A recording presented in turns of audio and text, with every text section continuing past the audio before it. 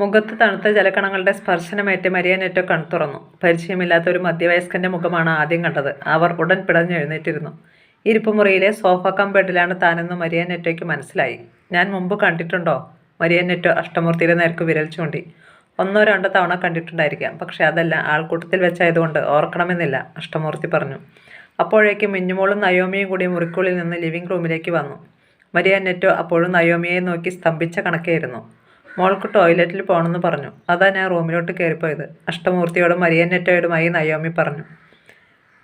നടുക്കവും പേടിയും ഒന്നും വേണ്ട. സിത്താര മഹാദേവൻ അല്ല ഇത്, നയോമിയാണ്, സിത്താരയുടെ ട്വിൻ സിസ്റ്റർ. അഷ്ടമൂർത്തി നയോമിയെ മരിയ നെറ്റോയ്ക്ക് പരിചയപ്പെടുത്തി. മൈ ഗോഡ്, എനിക്ക് വിശ്വസിക്കാൻ പറ്റുന്നില്ല, മരിയ നെറ്റോ നയോമിയിൽ നിന്ന് കണ്ണെടുക്കാതെ പറഞ്ഞു. എനിക്ക് തീരെ വിശ്വസിക്കാൻ പറ്റുന്നില്ല. ഇവർ എറണാകുളത്താണ് താമസം. കാക്കനാടിന് സമീപം നയോമി കല്യാണം കഴിച്ചതാണ്. അവളുടെ കുട്ടിയാണിത്, മിന്നുമോൾ. നയോമിയുടെ ഭർത്താവ് ഒരു ആക്സിഡൻറ്റിൽപ്പെട്ട് എണീക്കാൻ പോലും വയ്യാതെ കിടപ്പാണ്. അഷ്ടമൂർത്തി നയോമിയുടെ ഒരു ജീവചരിത്രം ചുരുങ്ങിയ വാക്കുകളിൽ വരച്ചു കാട്ടി. ട്വിൻ സിസ്റ്ററാണെന്ന് പറഞ്ഞല്ലോ, ഈ കുട്ടിയുടെ പാസ്റ്റൊക്കെ എന്താണ്? നയോമിയിൽ നിന്ന് കണ്ണെടുക്കാതെ മരിയ നെറ്റോ ചോദിച്ചു. അതെല്ലാം വലിയ കഥയാണ്, മഹാദേവൻ നമ്പ്യാർ പറഞ്ഞിട്ടില്ലേ? ഇല്ല, എന്നോട് അദ്ദേഹം ഇങ്ങനെ ഒരു ഇരട്ടക്കുട്ടി ഉണ്ടെന്ന് പോലും പറഞ്ഞിട്ടില്ലല്ലോ. എന്തുകൊണ്ടോ മറച്ചു വെച്ചു? അതെനിക്ക് മനസ്സിലാകുന്നില്ല, മരിയ നെറ്റോ ചോദിച്ചു. മറച്ചു വെച്ചതിന് കാരണമുണ്ടാകുമായിരിക്കും. ഈ മകളെപ്പറ്റി ഒരിക്കലും അദ്ദേഹം അന്വേഷിച്ചിട്ടില്ല. എവിടെയുണ്ടെന്ന് പോലും അദ്ദേഹത്തിന് അറിവില്ലായിരുന്നെന്ന് തോന്നുന്നു. നയോമിയെയും കൊണ്ട് അവളുടെ ബന്ധുക്കൾ വളരെ വർഷങ്ങൾക്ക് മുമ്പേ മഹാദേവൻ പ്ലാന്റേഷൻ്റെ ഫാം ഹൗസിൽ നിന്ന് ഒളിച്ചോടി പോവുകയായിരുന്നു. അന്ന് തന്നെ മനസ്സുകൊണ്ട് അവരുമായുള്ള ബന്ധം അദ്ദേഹം മുറിച്ചു കളഞ്ഞിരിക്കാം. അഷ്ടമൂർത്തി തൻ്റെ ഊഹം അവതരിപ്പിച്ചു. ഈ കുട്ടി എന്ത് ചെയ്യുന്നു? ഇവൾ ഫിലിം സ്റ്റാറാണ്, സിനിമയിലും സീരിയലിലും അഭിനയിക്കുന്ന ആക്ട്രസ്. ഞാൻ കണ്ടിട്ടില്ലല്ലോ. സിനിമ ഇതുവരെ റിലീസായിട്ടില്ല. ഇവൾ അഭിനയിച്ച സീരിയലും ടെലികാസ്റ്റ് ചെയ്തു തുടങ്ങിയിട്ടില്ല. മുമ്പ് ചില ടെലിഫിലിംസും സീരിയൽസും വന്നിട്ടുണ്ട്, നയോമി ഇടയ്ക്ക് കയറി പറഞ്ഞു. എത്ര വർഷമായി അഭിനയം തുടങ്ങിയിട്ട്? 5 വർഷം കഴിഞ്ഞു. അതും അഷ്ടമൂർത്തിയാണ് പറഞ്ഞത്. അപ്പോൾ ഞാൻ കാണുകയും അറിയുകയും ചെയ്യേണ്ടതാണല്ലോ. മരിയ നെറ്റോ അപ്പോൾ മലേഷ്യയിലായിരുന്നു. സിത്താരയോടൊപ്പം പോയിരുന്നില്ലേ? പിന്നീട് മഹാദേവൻ നമ്പ്യാരുടെ മരണം വരെ അവിടെയായിരുന്നല്ലോ. അതെ അതെ, ശരിയാണ്, മരിയ നെറ്റോയ്ക്ക് ഓർമ്മ വന്നു. ഈ കുട്ടി എന്താ സംസാരിക്കാത്തത്? അവൾക്കൊരു ട്രാജഡി ഉണ്ടായി. കുറച്ചു മാസങ്ങളെ ആയിട്ടുള്ളൂ. ചില ആളുകൾ ചേർന്ന് അവളെ തട്ടിക്കൊണ്ടുപോയി. പോലീസ് ഒരുപാട് അന്വേഷിച്ചു. പത്രങ്ങളിലെല്ലാം വാർത്തയും ഫോട്ടോയും വന്നിട്ടുണ്ടായിരുന്നു. ഒടുവിൽ 2 ആഴ്ചയ്ക്ക് ശേഷം അപ്രതീക്ഷിതമായി അവൾ തിരിച്ചെത്തി. പക്ഷേ അവളുടെ ഓർമ്മ നശിച്ചുപോയി. തട്ടിക്കൊണ്ടുപോയതും ഓർമ്മയില്ല.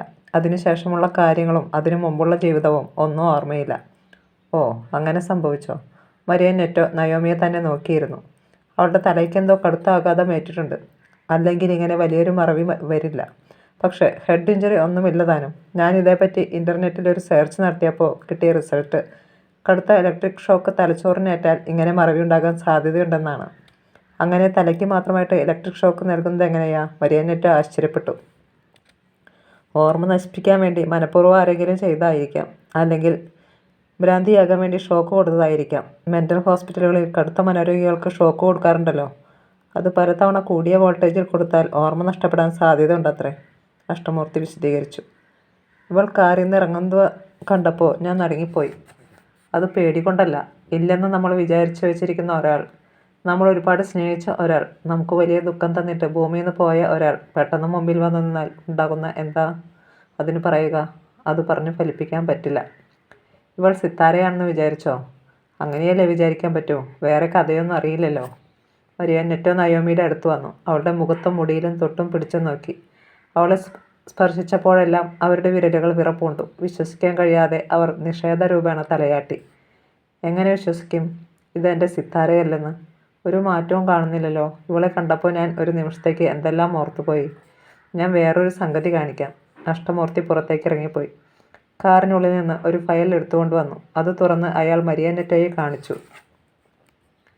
ഇത് കണ്ടോ, നയോമിയും സിത്താരയും ഒന്നിച്ചുള്ള ഫോട്ടോകളാണ്. പണ്ട് ഇവർ തീരെ കുഞ്ഞുങ്ങളായിരുന്നപ്പോൾ എടുത്തത്. ഇവർ തമ്മിലുള്ള സാമ്യം കണ്ടോ? എങ്ങനെ തിരിച്ചറിയും? മരിയ നെറ്റോ ആ ഫോട്ടോകൾ നോക്കി. അഷ്ടമൂർത്തി പറഞ്ഞത് സത്യമാണെന്ന് അവർക്ക് മനസ്സിലായി. തമ്മിലൊരു വ്യത്യാസവും കാണാനില്ല. ഒരേ നിറം, ഒരേ വലിപ്പം. താങ്കൾ ആരാണെന്ന് പറഞ്ഞില്ലല്ലോ. ഞാൻ അഷ്ടമൂർത്തി. മഹാദേവൻ നമ്പ്യാരുടെ സൗത്ത് ഇന്ത്യയിലെ കോടതി വ്യവഹാരങ്ങൾ നോക്കി നടത്തിയിരുന്നത് ഞാനാണ്. ചെന്നൈയിലാണ് എൻ്റെ ഓഫീസ്. കോലാലംപൂരിൽ വന്നിട്ടുണ്ടല്ലോ. പലതവണ. ഞാൻ മിക്കപ്പോഴും സിംഗപ്പൂരിലേക്ക് വരികയായിരുന്നു പതിവ്. നമ്പ്യാർ സാർ കോലാലംപൂരിൽ നിന്ന് അങ്ങോട്ട് വരും. സാൻറ്റോസയിൽ അദ്ദേഹത്തിൻ്റെ ഒരു ബംഗ്ലാവ് ഉണ്ടായിരുന്നു. കൊട്ടാരം പോലെ ഒരെണ്ണം. നയോമിയെ എങ്ങനെ കണ്ടെത്തി? വളരെ യാദൃച്ഛികമായിട്ടാണ് ഞാൻ നയോമിയെ പറ്റി അറിയുന്നത്. നമ്പ്യാർ സാറിൻ്റെ മരണശേഷം ഞാൻ ചെങ്കോട്ടയിലുള്ള അദ്ദേഹത്തിൻ്റെ ഫാം ഹൗസിൽ ചെന്നു. അവിടെ ഞാനും നമ്പ്യാർ സാറും പലതവണ സമ്മേളിച്ചിട്ടുണ്ട്. അദ്ദേഹത്തിൻ്റെ സ്ഥാവര ജംഗമങ്ങളെല്ലാം എടുത്തു പരിശോധിച്ചു. അവിടെയുള്ള വിലപിടിച്ച സാധനങ്ങളുടെയും ആകെ സ്വത്തുക്കളുടെയും ഒരു ലിസ്റ്റ് തയ്യാറാക്കി വെച്ചു. ആ തിരച്ചിലിലാണ് എനിക്ക് ഈ ഫോട്ടോഗ്രാഫ്സ് കിട്ടിയത്. ഇതുവച്ച് ഞാൻ അന്വേഷണം ആരംഭിച്ചു. കുറേ വിവരങ്ങൾ ശേഖരിച്ചു. ആ ഇടയ്ക്കാണ് തട്ടിക്കൊണ്ടു പോകപ്പെട്ട നയോമി തിരിച്ചെത്തി എന്ന വാർത്ത അറിയുന്നത്. അങ്ങനെ ഞാൻ എറണാകുളത്ത് ചെന്ന് നയോമിയുമായി കൂടിക്കാഴ്ച നടത്തി. ഇല്ല, ഞാൻ ഇവളെ തേടിപ്പിടിച്ച് പറഞ്ഞു മനസ്സിലാക്കി കൊടുക്കുകയായിരുന്നു. ഇവളുടെ അച്ഛൻ മഹാദേവൻ നമ്പ്യാർ ആയിരുന്നെന്ന് പോലും ഇവൾക്കറിയില്ലായിരുന്നു. അതൊക്കെ പറഞ്ഞു കൊടുത്തു വിശ്വസിപ്പിക്കാൻ ഞാൻ പെട്ട പാട് എനിക്കേ അറിയൂ. അപ്പോൾ ഇവൾ സ്വന്തം അച്ഛനെ കണ്ടിട്ടേ ഇല്ല? ഇല്ലെന്ന്. വേറൊരാളാണ് അവളുടെ അച്ഛനെന്ന് അവൾ വിശ്വസിച്ചുകൊണ്ടിരുന്നത്. കഷ്ടം, അല്ലാതെ എന്ത് പറയാൻ. സ്വന്തം കൂടപ്പിറപ്പിനെയും ഇവൾക്ക് കാണാൻ പറ്റിയില്ല അല്ലേ? ഇല്ല, അഷ്ടമൂർത്തി പറഞ്ഞു. ഓരോരോ മനുഷ്യബന്ധങ്ങൾ. ഇനി ഒരിക്കലും ഇവൾക്ക് അച്ഛനെയും സഹോദരിയെയും കാണാൻ പറ്റില്ലല്ലോ. മക്കളെവിടെ? അഷ്ടമൂർത്തി ചോദിച്ചു. മാഗി കൊച്ചിയിലുണ്ട്, അവളുടെ ഭർത്താവിൻ്റെ കൂടെ. ഇപ്പോൾ ജോലിക്ക് പോകുന്നില്ല, പൂർണ്ണ ഗർഭിണിയാണ്. ഡേറ്റ് അടുത്തു വരുന്നു. ജിംസൺ? എല്ലാവരും അറിയാമല്ലേ? അറിയില്ലായിരുന്നു, പഠിച്ചു വരികയാ. ജിംസൺ ആ ഷോക്കിൽ നിന്ന് ഇതുവരെയും സർവൈവ് ചെയ്തിട്ടില്ല. അവനെന്നല്ല, ഞങ്ങളാരും. സിത്താരയായിരുന്നു അവൻ്റെ ജീവനും സമ്പത്തും ലോകവുമെല്ലാം. അവളെ നഷ്ടപ്പെട്ടതോടെ ഇനിയൊരു ജീവിതം ഇല്ലാത്ത പോലെയാവൻ. ഇവിടെ ഇല്ലേ? ഇല്ല, മാഗിയുടെ കൂടെയാ. ഇവിടെയാണെങ്കിൽ എപ്പോഴും മുറിക്കകത്ത് അടച്ചിരിക്കും. പുറത്തിറങ്ങിയാൽ അവൻ കാണുന്ന കാഴ്ചകളെല്ലാം സിത്താരയെ ഓർമ്മിപ്പിക്കുന്നതാ. അവൾ പഠിച്ച സ്കൂൾ, അവൾ നടന്നുപോയ വഴികൾ, അവനെയും കൂട്ടി സാധനങ്ങൾ വാങ്ങാൻ പോകുമായിരുന്ന കടകൾ, ഒന്നും അവന് കാണാൻ വയ്യ. കൊച്ചിയിലാകുമ്പോൾ അതൊന്നും ഇല്ലല്ലോ. ഓ, അവർ തമ്മിൽ അത്രയ്ക്ക് സ്നേഹബന്ധം ഉണ്ടായിരുന്നു അല്ലേ? മഹാദേവൻ നമ്പ്യാർ സിത്താരയെ ഇവിടെ കൊണ്ടുവന്ന നാൾ മുതൽ അവൻ കാണുന്നതല്ലേ. അവനല്ലേ അവളെ എടുത്തുകൊണ്ട് നടന്നത്. ഞാനല്ലേ അവൾക്ക് പേരിട്ടത്. മരിയാനെറ്റോ പറഞ്ഞു. നയോമി മിന്നുമോളെയും കുട്ടി മുറ്റത്തേക്ക് ഇറങ്ങാൻ ഭാവിച്ചു. കുട്ടിക്ക് ഇതൊക്കെ കേട്ട് ബോറടിക്കുന്നുണ്ടാവും ഇല്ലേ? സ്വന്തം സഹോദരിയെ പറ്റിയാ ഞങ്ങളീ പറയുന്നത്. എനിക്ക് മനസ്സിലായി. കേട്ടു നിൽക്കാൻ കുറച്ച് വിഷമം ഉണ്ട്. നയോമി മിന്നുമോളുടെ കൈപ്പിടിച്ച് മുറ്റത്തേക്ക് ഇറങ്ങിപ്പോയി. ഞാനൊരു ചായ പോലും തന്നില്ല. സോറി.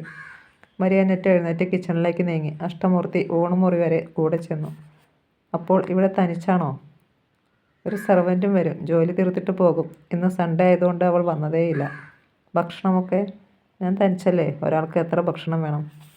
ഒരു വെളുത്ത പൂച്ച എവിടെ നിന്നോ പാഞ്ഞെത്തി. അത് മരിയാനെറ്റോയുടെ കാലിൽ ഉരുമിക്കൊണ്ട് പരാതി പറഞ്ഞു കരഞ്ഞു. തനിച്ചല്ല കേട്ടോ, ഇവളുമുണ്ട്. മരിയാനെറ്റോ പുഞ്ചിരിച്ചു. മിന്നുമോൾ മുറ്റത്ത് ചിതറിക്കിടന്ന മഞ്ഞയും ചുവപ്പും വാഗപ്പൂക്കൾ പെറുക്കിക്കൊണ്ട് അങ്ങിങ്ങ് നടന്നു. നയോമി മതിലരികിൽ പോയി നിന്നു. പുറകിലേക്ക് നോക്കി. ഒരു കാർ ഗേറ്റിൽ വന്ന് ഹോണടിച്ചപ്പോൾ അവൾ തിരിഞ്ഞു നോക്കി. സുമുഖനായ ഒരു യുവാവ് കാറിൽ നിന്നിറങ്ങി വേഗം വന്ന് അവളുടെ നേർക്ക് കൈ നീട്ടി. ഹായ് സിത്താര, നീ എപ്പോൾ വന്നു? എങ്ങനെ വന്നു? ആരും പറഞ്ഞില്ലല്ലോ. ജിംസൺ എവിടെ? ഞാൻ സിത്താരയല്ല. അവളുടെ മറുപടി കേട്ട് അയാൾ സ്തബ്ധനായി.